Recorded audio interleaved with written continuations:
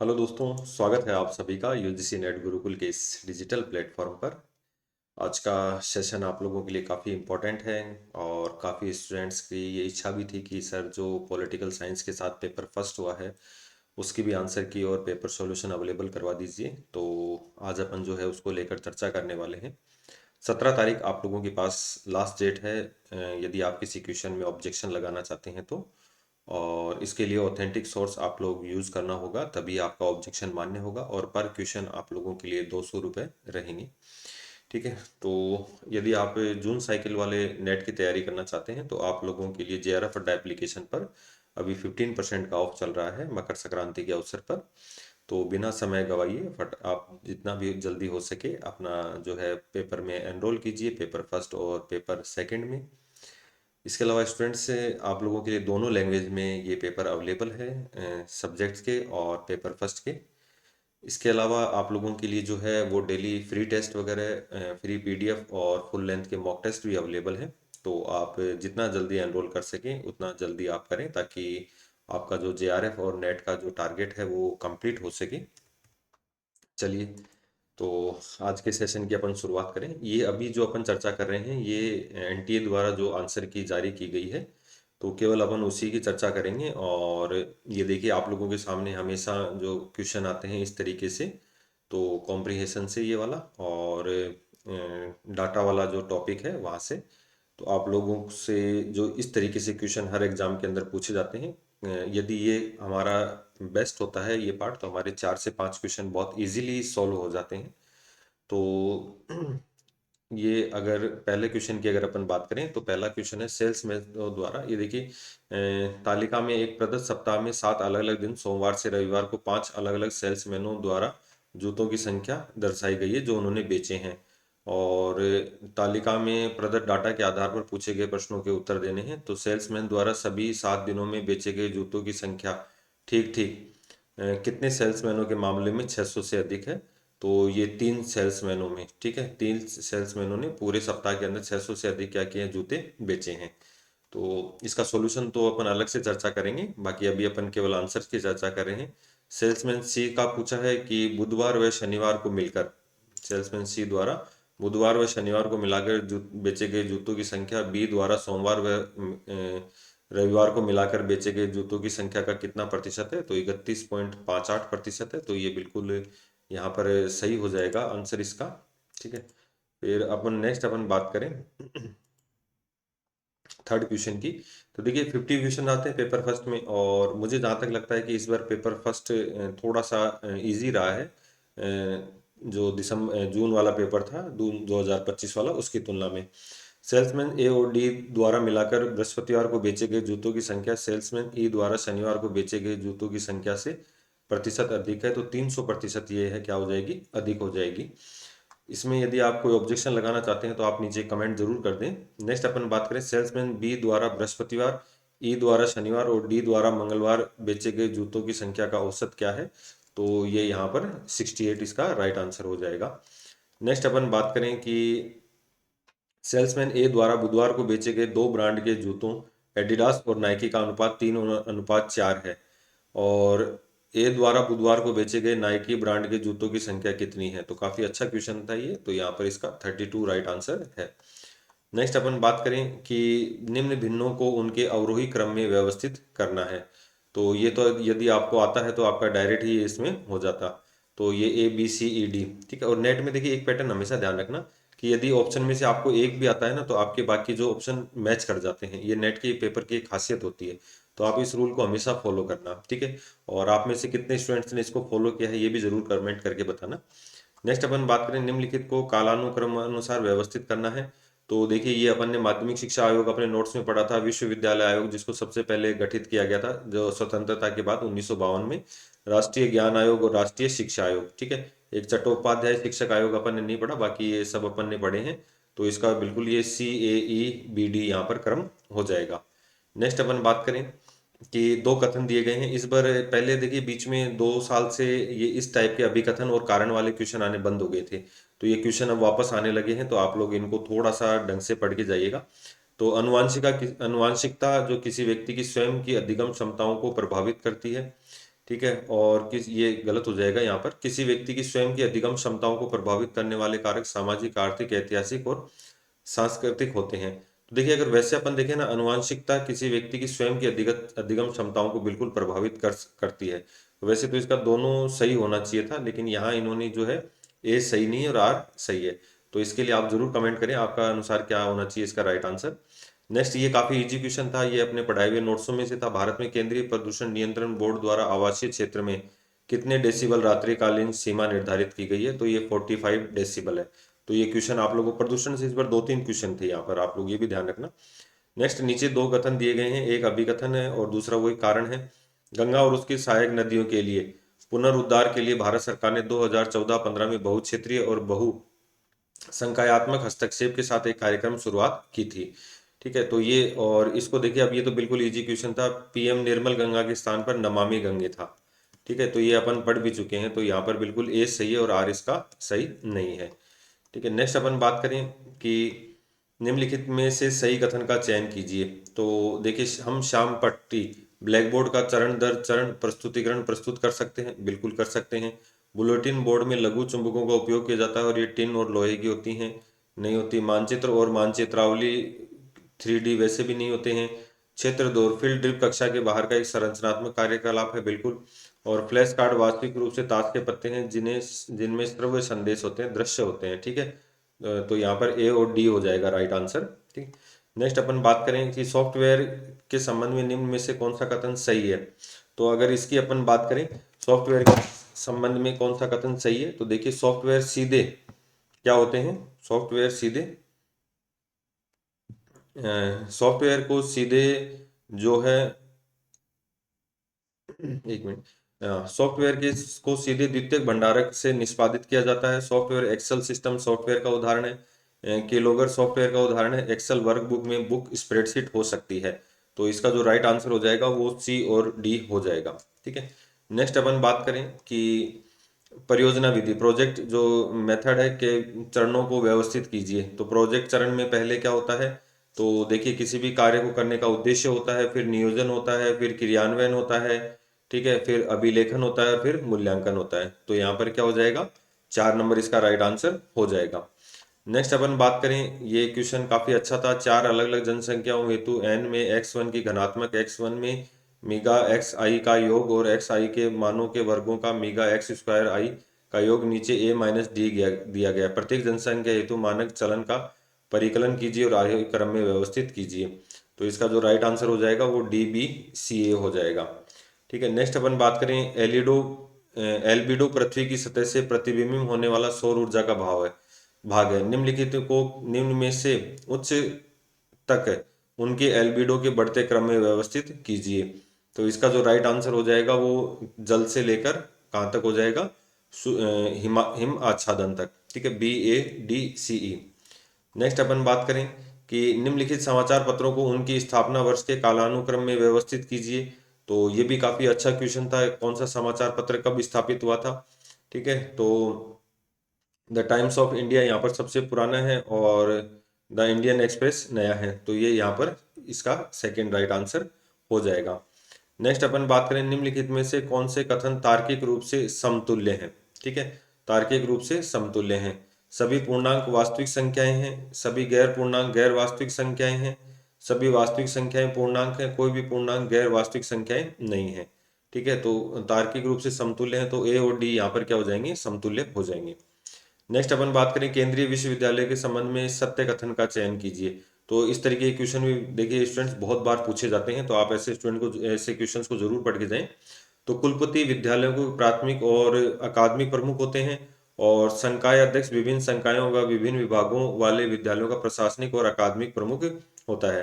तो इसका ए और डी क्या हो जाएंगे, यहाँ पर राइट आंसर हो जाएंगे। नेक्स्ट अपन बात करें, यदि किसी कूट भाषा में रीजनिंग का क्वेश्चन है, संडे को ये लिखा जाता है, तो उसी भाषा में स्कूल को क्या लिखा जाएगा, तो ये इसका राइट आंसर हो जाएगा फर्स्ट। नेक्स्ट अपन बात करें, सूची 1 को सूची 2 से सुमेलित करना है, संकल्पना है और किसके द्वारा दी गई थी। तो वक्ता, भाषण और जो श्रोता होता है, ये संकल्पना जो दी गई थी वो अरस्तु के द्वारा दी गई थी। प्रश्नों के रूप में संचार प्रक्रिया का मॉडल है, हेराल्ड डी लासवेल है। संचार का जो गणितीय नियम है, शेनन और वीवर है। संचार का वृत्तीय मॉडल है जो ओसगुड और शाम ने दिया था। तो इसका जो है ये एक राइट आंसर हो जाएगा। नेक्स्ट अपन बात करें, वही सूची एक को सूची दो से सम्मिलित करना है। अनुष्ठान और उसके लिए जो है 16 संस्कारों में ये पूछा है, ठीक है। तो यहाँ पर जो उपसंपदा है, उपसंपदा में औपचारिक जो है बुद्ध शिक्षा के समापन निष्पादन किया जाता है। विद्या आरंभ जो है वो 5 वर्ष की आयु में निष्पादन किया जाता है। और जो उपनयन संस्कार है ये ब्राह्मण, क्षत्रिय और वैश्य को क्रम से 8, 10, 12 की आयु में, और समावर्तन हिंदुओं में औपचारिक शिक्षा के समापन पर निष्पादित किया जाता है, ठीक है। नेक्स्ट अपन बात करें, नीचे दो कथन दिए गए हैं, वही कारण और कथन वाला क्वेश्चन है। आमने सामने होने की स्थिति में सफल संचार की संभावनाएं कहीं बेहतर हैं। तो देखिए क्योंकि लगा दिया करो, यहाँ पर दो ऑप्शन होते हैं आपके पास, क्योंकि या इसलिए, ठीक है। तो ऐसी कंडीशन में क्योंकि सब प्रतिभागियों द्वारा संचार की गति का नियमन नहीं किया जाता, तो ये आर अपने आप गलत हो गया, ए सही है और आर सही नहीं है। नेक्स्ट अपन बात करें, यदि इस कथन कुछ रबड़ अपमार्जक पेंसिल नहीं है को असत्य के रूप में दिया गया, तो निम्नलिखित में से किस कथन के असत्य होने का अनुमान किया जा सकता है। तो कोई भी रबड़ क्या नहीं है, पेंसिल नहीं है, ये इसका राइट आंसर हो जाएगा। नेक्स्ट अपन बात करें, यदि किसी छात्र को 10 में से 8.97 सीजीपीए है और उसका गुणक 4 10 है, तो उस छात्र के अंकों के समनुरूप प्रतिशतता क्या होगी। तो 89.7 यहाँ पर प्रतिशतता होगी उसकी। नेक्स्ट अपन बात करें, वही सूची एक को सूची दो से सम्मिलित करना है। परमाणु रिएक्टर की जो फेमस दुर्घटनाएं हैं और उस देश से संबंधित हैं। तो जो विंड स्केल है ये किसके द्वारा, यूके 1957। और ये तो काफ़ी फेमस क्वेश्चन रहा है, चरनोबिल यूक्रेन 1986 में। और 3 माइल आइलैंड, तो ये संयुक्त राज्य अमेरिका। और फुकुशिमा दाइची जापान में हो जाएगा। नेक्स्ट अपन बात करें, यदि आधार एम अंक प्रणाली एल एम संख्या एल को प्रदर्शित करता है, तो निम्न संख्याओं में ए माइनस डी को दशमलव अंक प्रणाली में परिवर्तित किए जाने पर सही अवरोही क्रम की पहचान कीजिए। तो इसका ए सी डी बी इसका यहाँ पर राइट आंसर हो जाएगा।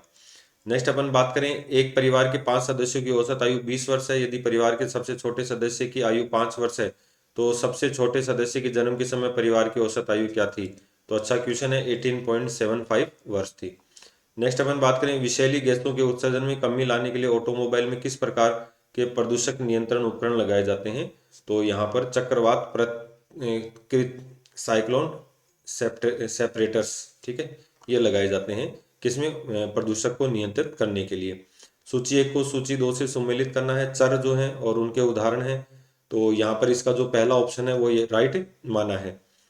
नेक्स्ट अपन बात करें कि सूची एक को वापस सूची दो की, इस तरीके का भी ये पैटर्न काफ़ी बड़ा है नेट के अंदर। आप लोग देखना पॉलिटिकल साइंस में भी जो मिलान वाले क्वेश्चन है वो काफ़ी पूछे गए हैं, और यहाँ पर भी आप लोगों से मिलान के क्वेश्चन काफ़ी पूछे गए हैं, ठीक है। तो और इस तरीके के क्वेश्चन में अगर आप लोगों को एक भी ऑप्शन आता है तो आप उसको सही कर सकते हैं। जैसे ई पोर्टफोलियो है, तो एक ऑनलाइन स्थान जहाँ छात्र अपने द्वारा संगठित या संग्रहित कर सकते हैं, ठीक है। और अगर अपन सॉरी, ई पोर्टफोलियो प्रस्तुतिकरण के लिए क्या होता है, डी का ई पोर्टफोलियो, ठीक है, हाँ बिल्कुल सही है। और सी का पॉडकास्ट प्रस्तुतिकरण के लिए एक दृश्य या शाब्दिक फाइल अधिगम को, बिल्कुल। तो इसका क्या राइट आंसर हो जाएगा, 3 नंबर राइट आंसर हो जाएगा। चलिए नेक्स्ट अपन बात करें, कौन सा बाह्य स्थान एक्स सीटू संरक्षण का उदाहरण नहीं है। तो ए सी डी नहीं है, बाकी सब हैं। राष्ट्रीय उद्यान नहीं है, और जो है वन्य जीव अभ्यारण्य नहीं है, और वनस्पति उद्यान नहीं है, ठीक है। तो बी और क्या हो जाएगा, डी केवल इसमें जो है वो हो जाएगा। लेकिन तो यहाँ पर क्या है, नहीं है पूछा है, ठीक है। बाह्य स्थान संरक्षण का उदाहरण नहीं है, ठीक है। तो जैव मंडल और ये अलग हो जाएंगे, प्राणी उद्यान, बाकी सब क्या हो जाएंगे, ए सी और डी, ठीक है। ए सी और डी, ठीक है। ये उल्टा हो गया थोड़ा सा, ठीक है। तो ए सी और डी, ठीक है। वनस्पति उद्यान, यहाँ पर ये वनस्पति उद्यान क्या हो जाएगा, एक्स सी टू का उदाहरण हो जाएगा। नेक्स्ट अपन बात करें कथन एक को कथन दो से, ठीक है। कुछ गुणात्मक शोधकर्ता एक बहुत खुली पद्धति की पैरवी करते हैं जिनमें कोई शोध प्रश्न न हो, जो कि एक अत्यधिक जोखिम भरी पद्धति है। और क्योंकि उपयुक्त पद्धति के परिणाम स्वरूप इसके स्पष्ट बोध के बिना कि क्या देखना है अथवा अपने द्वारा साक्षात्कार किए जा रहे व्यक्तियों से पूछना है, डाटा एकत्र हो सकता है। तो बिल्कुल ये दोनों एक दूसरे के क्या है, सही भी है और सही व्याख्या भी है। ये कंप्यूटर से संबंधित क्वेश्चन था। जिप फाइल है, जेपीजी है, ACCDB है, और HTML क्या है। तो HTML जैसे कि सब लोग जानते हैं वेब ब्राउजर है, ठीक है। और जिप क्या होती है, तो इसको कंप्रेस्ड करके जो फाइल बनाई जाती है तो कंप्रेस्ड फाइल हो जाएगा। ठीक है, तो ये बिल्कुल ये राइट आंसर हो जाएगा इसका। नेक्स्ट अपन बात करें सांख्यिकी प्राकल्पना परीक्षण में शून्य और वैकल्पिक प्राकल्पना कथन निम्न में से किसके बारे में है, तो बिल्कुल जनसंख्या प्राचल के बारे में है। नेक्स्ट अपन बात करें अंतरवैयक्तिक संचार क्या है, तो दो व्यक्तियों के बीच में आमने सामने के संचार को क्या कहते हैं, अंतरवैयक्तिक संचार कहते हैं। तो बिल्कुल ये कुछ क्वेश्चन तो बिल्कुल PYQ से थे। चीनी विद्वान आइकिंग और जुआंग जेन ने 7वीं ईस्वी में कहाँ की, नालंदा विश्वविद्यालय की क्या की थी, यात्रा की थी। और जुआंग जेन इसका योग शास्त्र का जो था छात्र बना। तो ये अगली साल एग्जाम के लिए याद रख लेना, योग शास्त्र। नेक्स्ट अपन बात करें निम्नलिखित में से कौन से संचार मॉडल हैं, तो A, B और C। ठीक है, संचार मॉडल वेस्ली और मैकलिन, थियोडर M न्यूकॉम्ब और जॉर्ज जो है जर्बनेर। तो A, B, C इसका राइट हो जाएगा। नेक्स्ट अपन बात करें घटते गुणार्थ क्रम में व्यवस्थित करना है, तो DBCA। ठीक है, DBCA। और नेक्स्ट अपन बात करें नीचे दी गई श्रृंखलाओं में लुप्त संख्याएं पता लगानी है, तो जो 392 है वो इसका राइट आंसर हो जाएगा।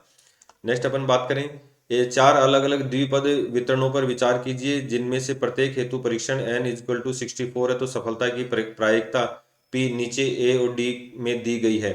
प्रत्येक द्विपद वितरण हेतु प्रसरण का परिकलन कीजिए तथा आरोही क्रम में व्यवस्थित कीजिए। तो इसका A, D, B, C right answer हो जाएगा।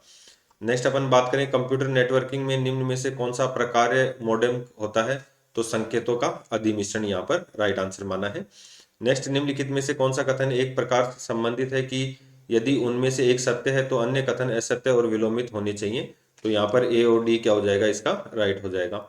नेक्स्ट अपन बात करें दो कथन दिए गए हैं, ईमेल एक असहकालिक संचार विधि है, बिल्कुल, और ईमेल प्रेषकों और प्राप्तकर्ताओं को एक ही समय पर ऑनलाइन होने की आवश्यकता नहीं होती है, तो वो बिल्कुल कभी भी उसको देख सकता है। नेक्स्ट शास्त्रीय भारतीय जो है तर्कशास्त्र शाखा के अनुसार यह युक्ति की ध्वनि गुण है क्योंकि वह दृश्यमान है और दोषपूर्ण है। उपयुक्त युक्ति में अपनी पूर्णता प्रकृति के कारण मध्य पद और गौण पद में उपस्थित नहीं हो सकता। ठीक है, तो ये इसका राइट आंसर एक हो जाएगा।